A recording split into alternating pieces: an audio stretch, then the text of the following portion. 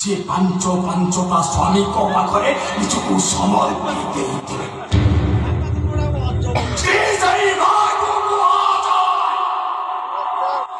जे स्वामी को पाई 14 वर्ष वनवास जाइथिले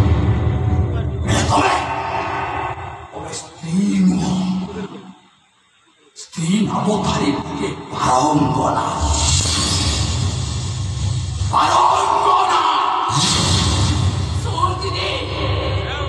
जीवन को रंगीन करने तू जो सुनेली स्वप्न देख न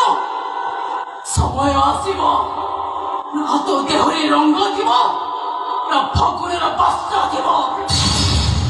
ना तो पाखे तो समय थी ना तो पुआ थी